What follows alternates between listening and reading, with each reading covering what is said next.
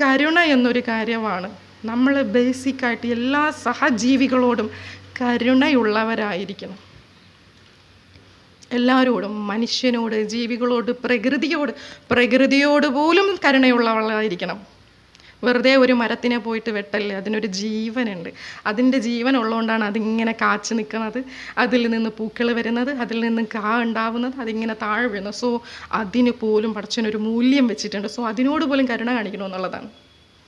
അപ്പോൾ ഇപ്പുറത്തെ ഭാഗത്ത് നിൽക്കുന്ന ആളുടെ മാനസിക അവസ്ഥ അറിയാണ്ട് അവർക്ക് നമ്മളൊന്നും ചെയ്തു കൊടുക്കാതിരിക്കണമെങ്കിൽ, ഉപകാരം ചെയ്യാത്ത ആളെന്തിനാ ഉപദ്രവം ചെയ്യുവാൻ പോണതെന്തിനാ, ആ പാട്ട് കേട്ടിട്ടില്ലേ? അത്ര തന്നെ. ഉപകാരം ചെയ്യാത്ത ആളെന്തിനാ ഉപദ്രവം ചെയ്യുവാൻ പോണതെന്തിനാ. നിനക്ക് അവളെക്കുറിച്ചൊന്നും അറിയില്ല അല്ലേ, നിനക്ക് അവനെക്കുറിച്ചൊന്നും അറിയില്ല, പക്ഷേ നീ വലിയ സംഭവമാണെന്ന് അറിയിക്കാൻ വേണ്ടി മാത്രം പോയിട്ട് മൂർച്ചയുള്ള ഞാൻ എന്തോ വലിയ സംഭവമാണെന്ന് പറഞ്ഞിട്ട് മൂർച്ചയുള്ള വാക്കുകൾ പോയി പറയല്ലേ. കാരണം അവൻ്റെ കൽബ് നിൻ്റെ കയ്യിലല്ല, അത് പടച്ചോനെ അറിയാം, പടച്ചോൻ നോക്കിക്കോളൂ. സോ മൂർച്ചയുള്ള വാക്കുകളൊക്കെ പറഞ്ഞ് മറ്റുള്ളവരെ വേദനിപ്പിക്കുന്നതൊരു ഹോബിയായിട്ട് എടുത്തുകൊണ്ട് നടക്കുന്നവരോട് പറയാനുള്ളത്, ആ ഒരൊറ്റ കാര്യം കൊണ്ട് നിങ്ങളുടെ ഇബാദത്തുകൾ ചിലപ്പോൾ നഷ്ടപ്പെട്ടു പോകും.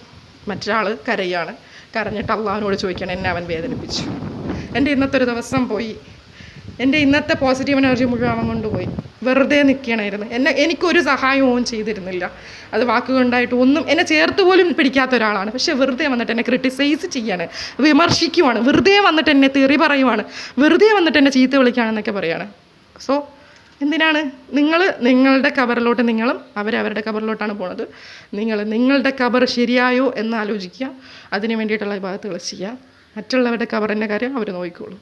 വെറുതെ മൂർച്ചയുള്ള വാക്കുകൾ പറഞ്ഞ് ആരെയും വേദനിപ്പിക്കാൻ നമ്മൾ ആരുമില്ല, നമ്മൾ ഒന്നുമല്ല. ഈ ദുനിയാവിൽ നമ്മളെന്ന് പറയുന്നത് ഒന്നുമല്ല. ഇന്ന് മരിച്ചു കഴിഞ്ഞാൽ 2 ദിവസം കഴിഞ്ഞ് കഴിഞ്ഞാൽ പുഴുക്കൾക്ക് തിന്നാനുള്ള വെറും ഒരു ശരീരമാണ് നമ്മളുടെ ദേഹം എന്ന് പറയുന്നത്. പിന്നെ നമ്മൾ കിടന്ന മയ്യത്തിൻ്റെ സ്ഥാനത്ത് വേറൊരു മയ്യത്ത് വരേണ്ട സ്ഥലമാണ്. ആ സ്ഥലം പോലും നമ്മളുടേതല്ല.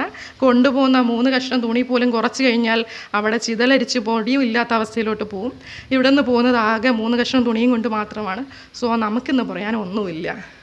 നമ്മൾ ഈ ഉണ്ടാക്കി വയ്ക്കുന്ന നല്ല ഓർമ്മകളും നല്ല ചിന്തകളും നല്ല വാക്കുകളും നല്ല അനുഭവങ്ങളും മാത്രമാണ് നമ്മൾ കൊണ്ടുപോകുന്ന അമലുകളും മാത്രമേ അല്ലാണ്ട് വേറെ ഒന്നും കൊണ്ടുപോകില്ല. സോ ആരെയും വിഷമിപ്പിച്ചിട്ടൊന്നും നേടാൻ നോക്കല്ലേ, ആരെയും വേദനിപ്പിക്കുന്ന വാക്കുകൾ പറഞ്ഞിട്ടൊന്നും നേടാൻ നോക്കല്ലേ എന്ന് പറഞ്ഞുകൊണ്ട് ഞാൻ നിങ്ങളുടെ സുഹൃത്ത് മുഫി. അസ്സലാമു അലൈക്കും. എൻ്റെ ചിന്തകൾ നിങ്ങൾക്ക് എന്തെങ്കിലുമൊക്കെ തോന്നുന്നുണ്ടെങ്കിൽ, പോസിറ്റീവായിട്ട് ഫീൽ ചെയ്യുന്നുണ്ടെങ്കിൽ എന്നെ ഒന്ന് സപ്പോർട്ട് ചെയ്തേക്കണേ. ഞാൻ നിങ്ങളുടെ കുഞ്ഞു പെങ്ങൾ. അസ്സലാമു അലൈക്കും.